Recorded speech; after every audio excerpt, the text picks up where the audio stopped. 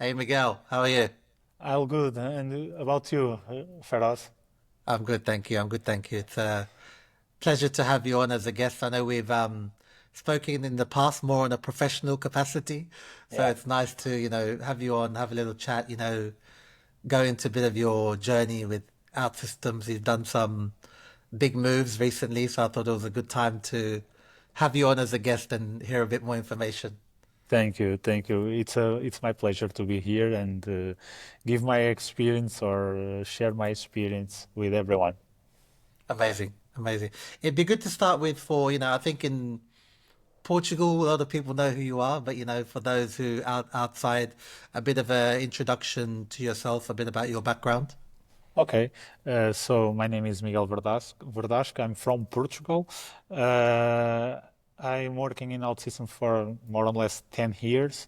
I start my career do some research for military navy in radar and sonar systems.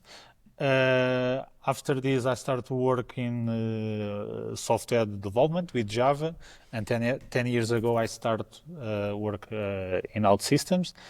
I have a huge passion with the low code, and I don't know. For me, it's amazing. Past 6 years, I'm working in KPMG in Portugal, and now move for Saudi Arabia, and that's me. That's you. And you spoke about obviously been working with OutSystems for a while. When were you first introduced to OutSystems? And what was your first? Because obviously, okay, you're a Java guy, you're writing code, and then here comes OutSystems, a low code platform. What was your first impression, and how did you hear about it? Well, my first contact with OutSystems was around 2015. At that time, I was working in a company with common problems, too many requests for new apps, small technical teams, and growing pressure to deliver fast, safely, and with a good quality. We were always trying to keep old systems running, met business needs, and still find time to innovate. So we started looking at new ways to build software, and that's is when OutSystems comes in. What impressed me right away was how mature the platform was. It wasn't a toy for basic users, it was made for real business use, with strong support for connection, texting, security, and progress. I remember my first project with OutSystems was a simple internal support hub, but even then we saw the difference. He built it in half the time with a smaller team, and it was much easier to maintain. The result was clear from the day one. Later, our projects go more complex, and the platform flowed. It kept improving and had a strong community, and always stayed fast while still being solid. Looking back, that the moment changed things. From then on, I stopped seeing low code or out systems as a backup plan and started seeing it as a main way to build if you use it with a good technical thinking and clear strategy. So you didn't miss Java then once you started working with OutSystems. Yeah, yeah, completely. It's a different way to delivery, and from that moment, I feel the passion that I can do more in less time. Yeah, yeah. And in your time, obviously, you come across companies, clients, you've had a broad range of roles since working with OutSystems, dealing with customers, what are some of the biggest misconceptions you hear?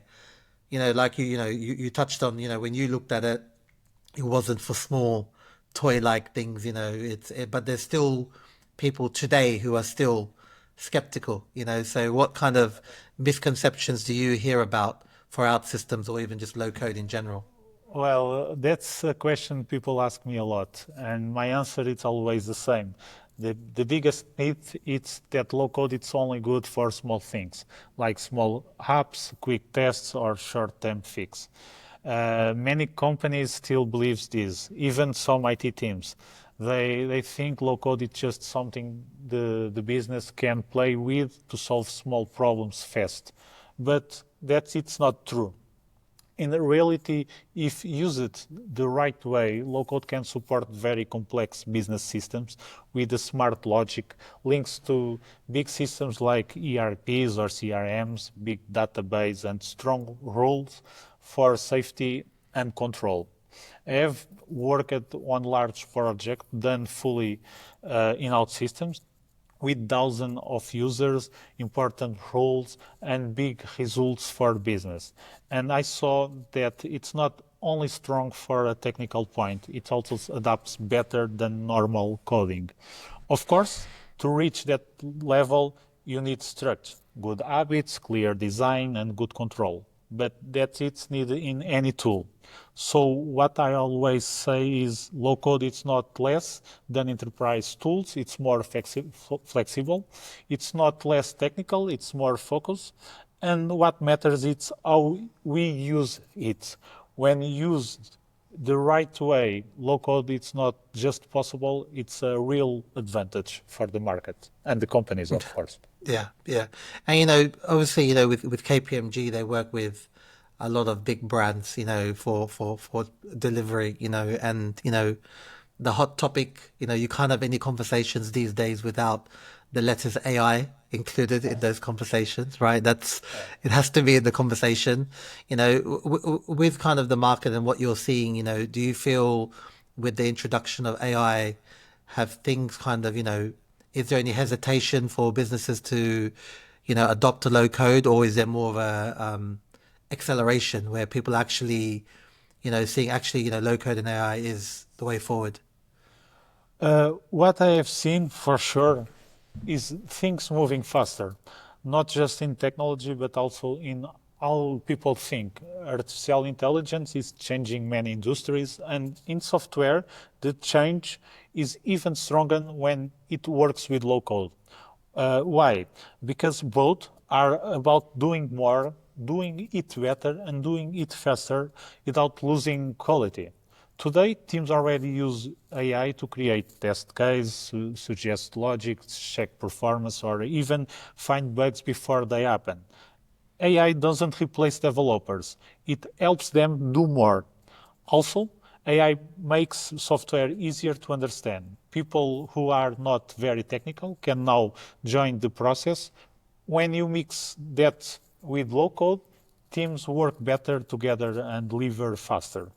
On the company side, I also see more people open to try new things. A few years ago, local still made some leaders unsure. Now the biggest risk is doing nothing. Things move fast. If you don't move too, you fall behind. AI and local together are not just a trend, in my opinion. They are a new way to think, plan, and do digital change. And those who see that early will have a big advantage.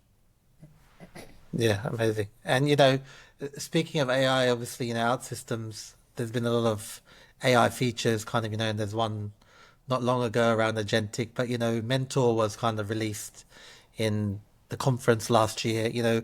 I'm keen to know kind of, your view on Mentor and how do you think that will shift the landscape and for customers? Well, in my view, the release of OutSystems Mentor, it's a big step forward, not just for the platform, but for how teams can grow with confidence. For a long time, people using OutSystems depend a lot on the experience of senior developers.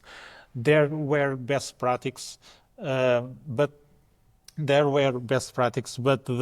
were spread out in tutorials, forums, training sessions, or just in the heads of people who had done many projects. Now, with Mentor, we have a kind of live guide for best practice, not just theory, but useful business partners, real examples and tools that are part of the platform itself. For a design point of view, it's a big improvement. Mentor supports clean design, clean structure, and a good separation between parts on the app. Everything you need for a strong project will be there. And it does this in a way that it helps, it supports, and it doesn't block. In the delivery side, it helps right away. It can train people faster, brings teams from different places together, and make sure the code is more consistent, stronger, and easier to support. For governance, in my opinion, the benefit is even bigger. Why? Because we can grow without losing control. Mentor gives a shared base, a clear quality standard that can be checked, tracked, and improved over the time. Um, that it's very important when working with many vendors or teams. In short, Mentor doesn't replace experience, of course. It shares this experience. It makes expert knowledge available to everyone, and that improves the quality of work, builds trust, and speeds up the delivery. Yeah, amazing. And I'm interested to know. Obviously, you've worked for multiple businesses, customers, KPMG for a while now, and that you've worked for different types of businesses. KPMG is a global Big Four brand, where most people should know when you go in. Do you think that makes the process of, the conversations that you have with customers around low code, do you feel they're more trustworthy because it's coming from KPMG, or is there still a lot of educating to do to convince them? For sure, KPMG name really helps. When you enter in a room with a KPMG logo behind you, people trust you. Especially the senior leaders who care about the stability, strong methods, and trust. This helps a lot we talk about low code in big business plans. It lets us show low code is not just a trend, but a smart way to solve real problems, like going to market faster, not having enough tech talent, reforming old systems, and managing costs. But we still need to explain a lot. Many companies still don't fully trust in low code. They think it's only for simple apps or not good enough for important systems. That's where we came in. It showed that low code, especially with tools like OutSystems, is already used by banks, insurance companies, or government teams. These are serious systems with strong holes and big technical needs. We also explain how delivery works, how we manage the quality, security, how business and IT teams work together, and this is very important nowadays, and how updates are done. Most of all, we show results, real numbers, real examples, and how fast value is delivered.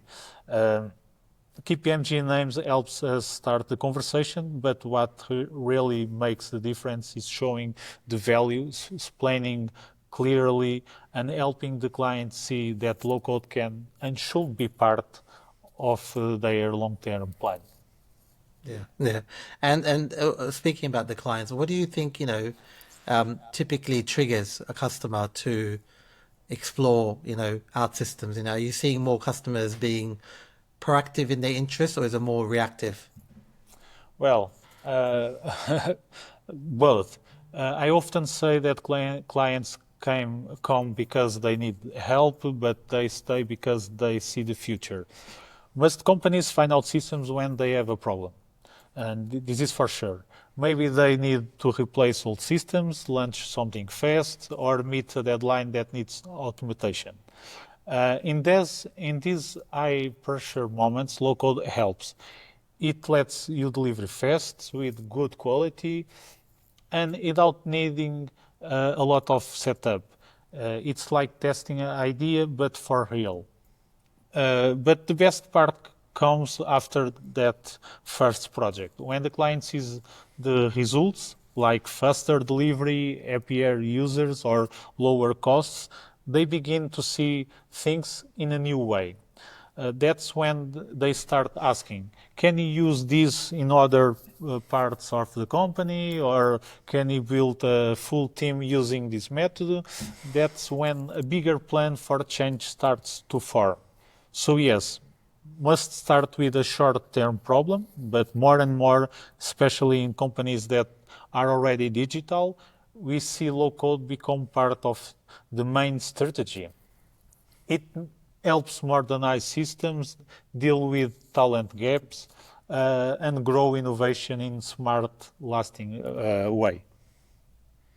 Yeah, and a lot of people I speak to, they talk about start small, think big, right? So Yeah, obviously, start with something small, break something, learn something, and then yeah. you'll gain knowledge from that, and then save the big stuff once you're kind of all in and convinced, right? So Yeah, that's that's it. definitely, yeah, That's it, yeah. and that's it. That it try to show to our clients, um, and many times it's better give them a small piece of something, and see how this small piece um, can they can get value from that small piece, and this is like a kickoff. From here, it can grow in many things, Yeah. and I believe that at this moment it's a moment that the clients start to asking for more and more, and try to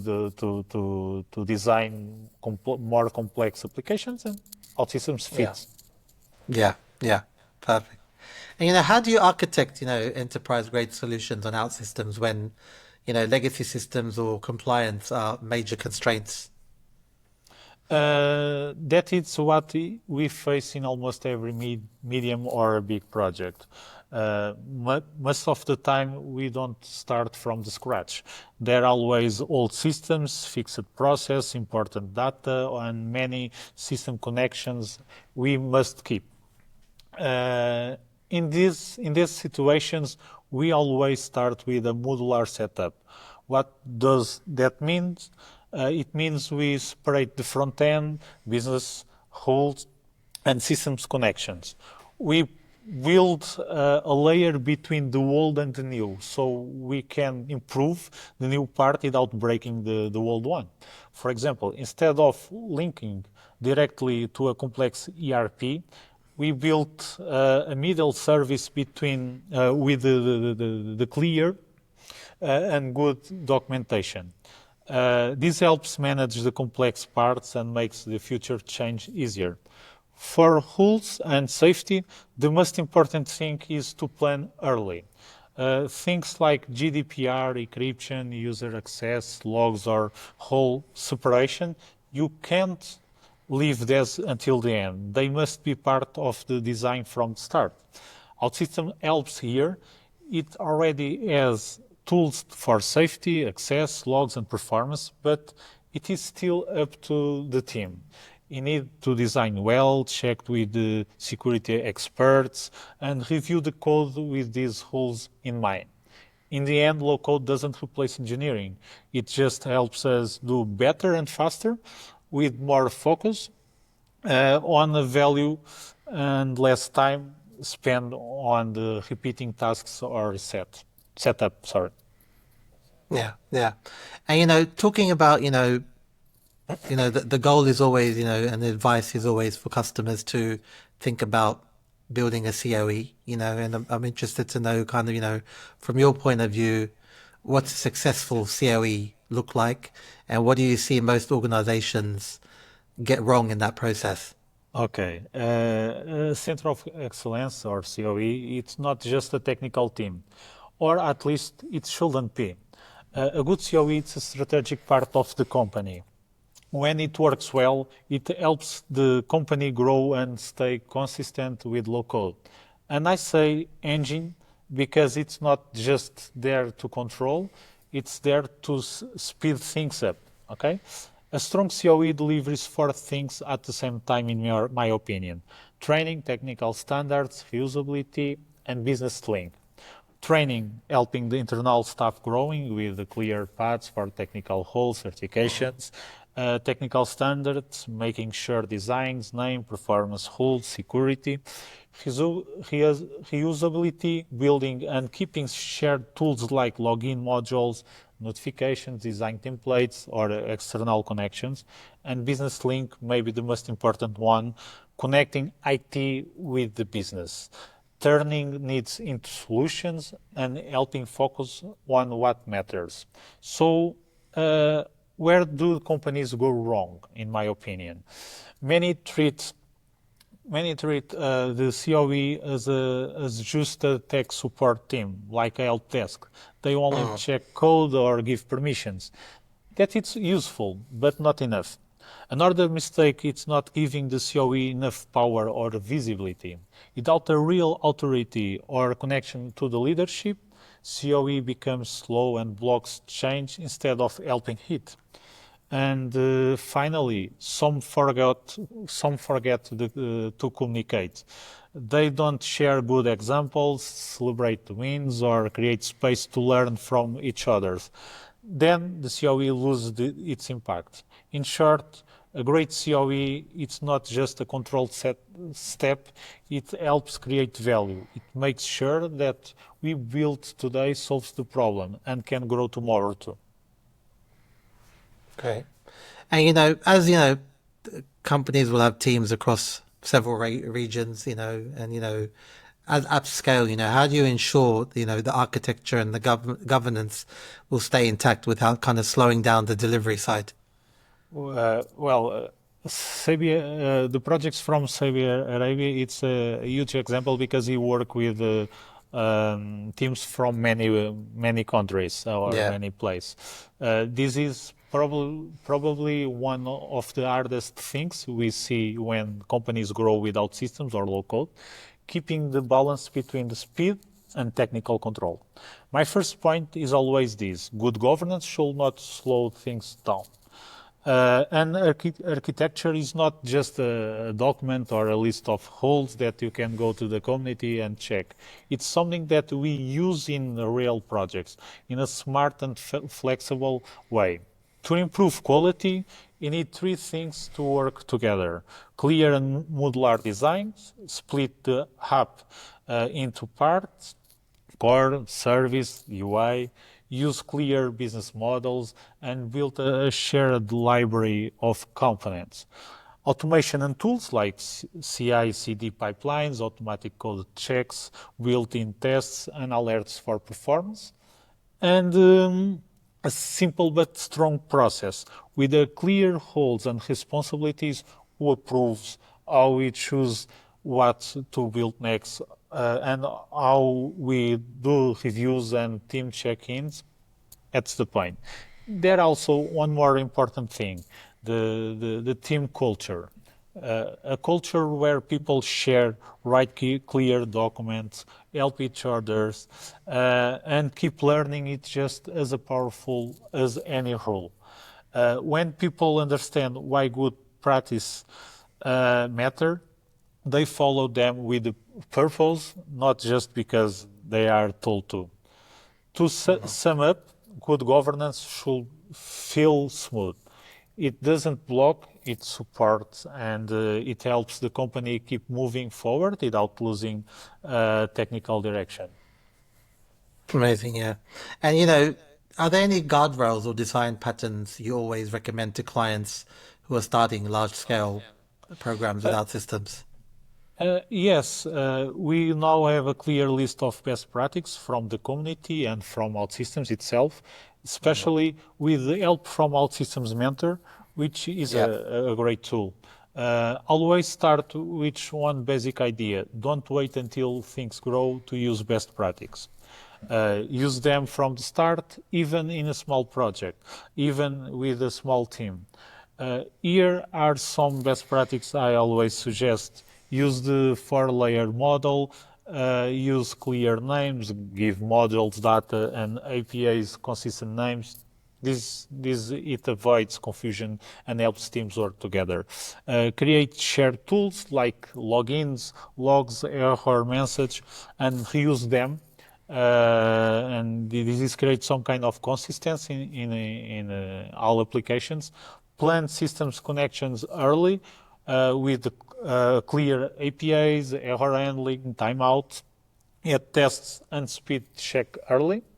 And last one, think about security from the day one. Roles, permissions, encryptions. And there is also a cultural tip. Write a simple and useful documentation. For me, this is a major advice that I always give to my teams. So really the best time to use best practices it's before you need them. So because if you need them, something is wrong now. Yeah. And if your company is starting with low code, that it's the perfect moment to make them a habit from the day zero. Yeah, yeah. And you recently did something that a lot of people don't do these days, which is, relocate, so Portugal to not even within Europe. You decided to go try a different continent, so you're in Saudi Arabia. Can you talk me through what kind of inspired you to make that move? Well, Feroz, it was a decision I thought about very carefully, but it also needs some courage. At some point, I felt it was time to take on a much bigger challenge, and Saudi Arabia came up as a change that felt both professional and personal. This is a country going through big change in society, in economy, and technology. These changes are supported by strong goals, big investments, and clear plans to move fast. When I saw the projects already happening and how the important digital was in all of them, I knew I want to be part of it. For my job, it was a rare change to help in a national innovation effort, to work with people from different cultures and use everything that I had learned in Portugal, in Europe and other places, now in a new setting. On personal level, it was a big step. I left behind what was familiar, opened to a new culture, and had to get used to new way of living. But it also been one of the best choices I have made. It pushed me to keep learning, to change how I speak, how I lead, and even how I understand the world. I feel like I'm helping build something bigger than me, and that means a lot to me. Yeah, yeah. I'm interested to see in 3 to 5 years we speak again and how things have changed for you. Of course, we will. I believe that in the next 8 to 10 years, many things will happen in this region, for sure. Yeah. Yeah. And how has the move been? Kind of, you've been there for, is it 10 months now? 10 months? Yeah, 10 So months. how has it been for you now? Obviously, you've made the move. You're there, as someone who's relocated, usually the first 3 to 6 months can be challenging, navigating, settling, Tough. documentation, things like that, right? How has it been for you personally and professionally? Is it kind of obviously you always, it's exciting to try this challenge, but then when you land on the ground, it's different. It's Eh, not all rainbows and sunshine. How's it been for you? Yeah, it's very different. My first time here was 12 years ago. I came here time to time, but it's very different experience. When you came here for 1 2 weeks and came Mm. for living. Yeah. It has been intense, full of challenge and very satisfying in every way. Moving to a country like Saudi Arabia, it's not just about changing location. It's a full Mm. change in culture, values, language, work style, even how you feel time and space. I needed time to adjust. As you mentioned, everyone needs this time. The culture is different, the social habits are different, and daily life works in a different way. But one thing that stood out and surprised me, it's how friendly and interested people are. People here truly want to learn from outsiders, to share and to connect. That makes it much easier to feel part of the place. I also learned to enjoy the silence, to slow down, and to respect different pace. Um, at first, life feels slower, but then you see that this step is more balanced, and this new step change how you see the leadership, time, and focus too. In my work, the experience has been completely new. The projects are big in national importance. Um, and there is a strong push to do things in new ways. The responsibility is big, but so is the dedication. We work with people from around of the world with great skills in a place where humility, practical think, and teamwork matter more than job titles. I Mm. feel like I have grown more in these last 10 months than I did in 2 or 3 years before. And not Yeah. just as a professional, but as a person. This experience is changing how I see the world, what technology can do, and what real impact means. Yeah, yeah. And I'll ask you a question that everybody asked me since I moved. Other than your family, what is one thing you miss about Portugal? My family, it's a hard thing because I have a huge relationship with my family. Yeah. And when I took this decision, well, in each minute I change my ideas. No, Yeah. I cannot go. No, I will stay here. I will stay with this, and I go and get this new challenge. But no, I'm confident. My family support me a lot. He have a FaceTime calls, not in daily basis because the life here it's very different, Yeah. but many times in a week, and it's it's amazing when you feel that your family support you in this process. And I know that, for example, my parents feels sad by Mm. by this, but in the end Yeah. of the day, they don't show me, of course, Yeah. Yeah. but I feel this. But it is what it is, and I believe that Yeah. when I move back to Portugal, everything will keep to normal. Yeah. Sure. Sure. And obviously, Saudi's been on the map well, for a while, but it's been hyped up ever since CR7 has gone there, and things are big. But low code seems to be adopting fast. That region. Businesses are looking at it. And from the outside of people looking in, obviously Saudi is known for money, 2030, the things they want to do. What are you seeing on the ground being there? Is it matched with what you see kind of on the news? Are Yeah. companies really, open to adopting, delivering fast, getting things going, and is that helping out systems? Yeah, indeed. And it's not just thinking's moving faster, it's a clear and planned effort.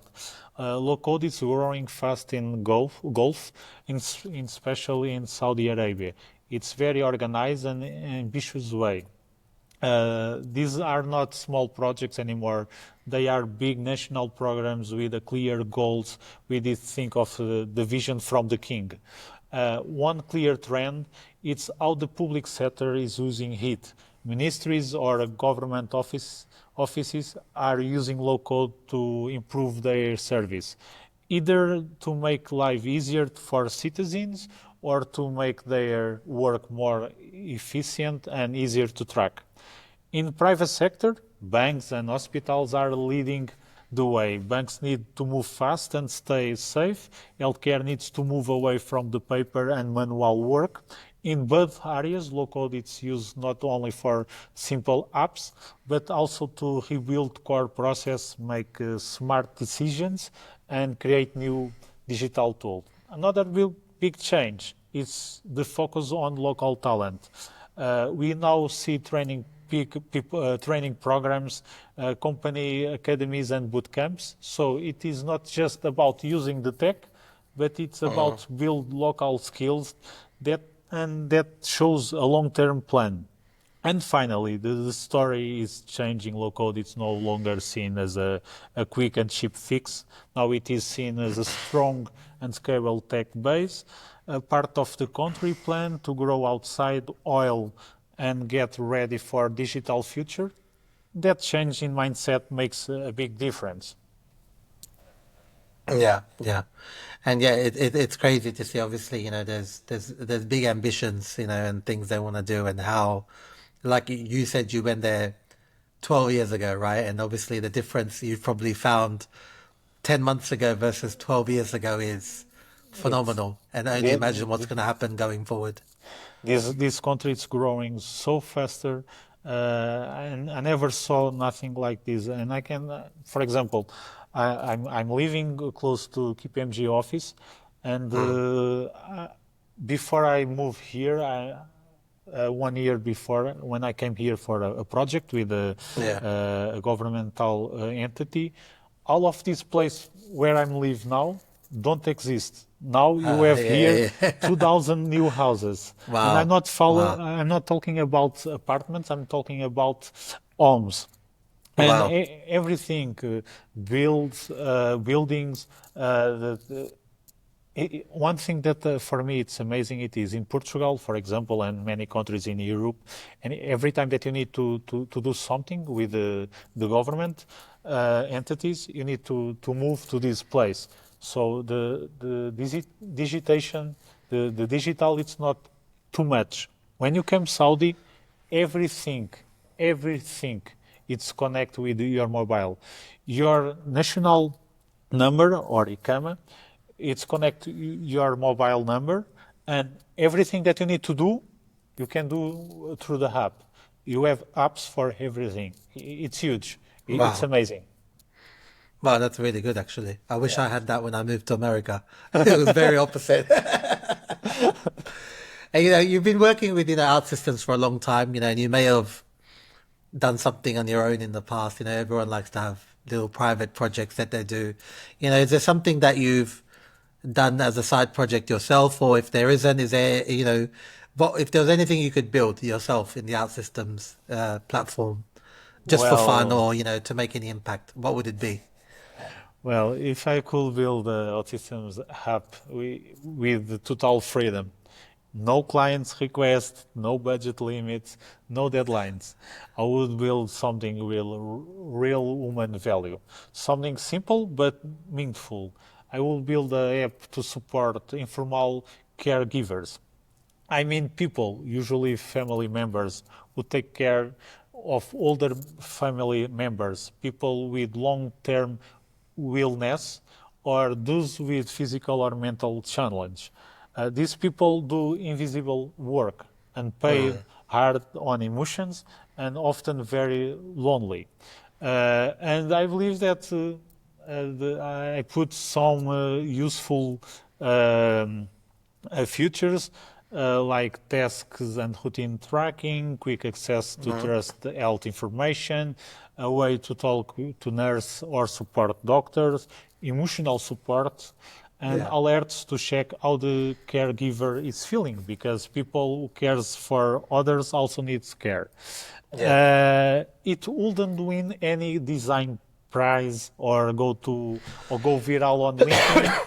but it could really make life better for many people. And for me, that's what technology should do, not just helping companies grow, but helping grow care, understanding and respect. Low code is great for this kind of projects. It's fast, flexible, and Mm. made for a real impact. And I have a huge example that I did not by myself, but in KPMG in the COVID season, he did a application for national healthcare entity for one government in Europe, and he did this in I don't know a mobile app Yeah. with a back office and web app to support the doctors and the patients. He did this in 5 weeks, and a Wow. huge help for the all healthcare system. And I believe that these small things can be doing in local, and help Yeah. the people. One thing, not just these small things. I I already did huge and complex projects with many users, with many complex integrations. So I believe nowadays low code can use for Yeah. almost everything. Yeah, and it's nice, it's a great idea that you have that. Obviously, with the skills you've gained, you're trying to give back to those who need support, right? Not, Yeah. some people might have an idea. I'll build an app that makes me more money, right? So it's No, nice that, no, of you know, course. you've got a nice idea that it's going to help people who really need that support. So that's nice to, and who knows, maybe one day that, you could do something like that. I hope when Yeah, I'm yeah, retired, I hope though. I yeah. hope so. Yeah, yeah. And finally, as someone who, you're in KPMG, you're speaking to customers all the time, what would you say to, enterprise leaders who are still, skeptical about low code, as a serious development strategy to add to their toolkit? Well, I will say it clearly. This is not about if, it's about when and how. And and longer you wait, the more you will need to catch up. So low code it's not a toy, it's not a weak option. It's a modern, smart, organized, and way to answer real problems like not enough tech talent, pressure to deliver faster, and the constant need to change products and service for the market. Of course, low code doesn't remove the need for good design, system connection, security, or testing, but it helps you do all those things faster, with less stress, and with teams that work closely with the business. One more time, for me nowadays, this is very important. IT works with the business. And I often say is this the best CTOs already see that low code it's not a danger to IT. It's a partner. It lets senior developers focus on important work, build mixed teams, and helps people try ideas with less risk. And most of all, the results are clear. Companies using low code in the right way deliver apps faster with happier users and much less a technical mess. So if you are still unsure, that's okay, but try a pilot, test it, evaluate it, and then decide. Because the true risk now it's acting like it's still in 2010 when the world already moved to Yeah. 2030. Amazing, amazing. Well, a great note to finish on. Thank you, Miguel. It was a pleasure to have you on. Thank you for sharing your journey, your big move. I think it's very rare these days that people take such a risk. So it's great to see someone who's still doing that. I think most people are comfortable with remote working these days and not having to go anywhere. And you've decided to pick up and leave the country. So it was very inspiring for others, hopefully, who have thought about it. And maybe have doubts. So it's great for them to probably hear someone who's been, you're close to your family, settled in Portugal, but you decided to get out of your comfort zone and challenge yourself, and it takes a lot to do that. Yeah, with the bad things and the good things, this is a huge and grateful experience. And I believe that I'm doing this in the right moment of my career, uh, when I bring knowledge and I can share this knowledge. Okay, I'm missing my friends and my family. It's true. I'm Yeah. missing the good food from Portugal, but Yeah. I believe that it's an amazing challenge, and the thing that I can support local, in special OutSystems grow in the region in GCC. For me, it's a I don't know, it's a pleasure. It's something more than me, and I Yeah. like a lot. Yeah. Amazing. Amazing.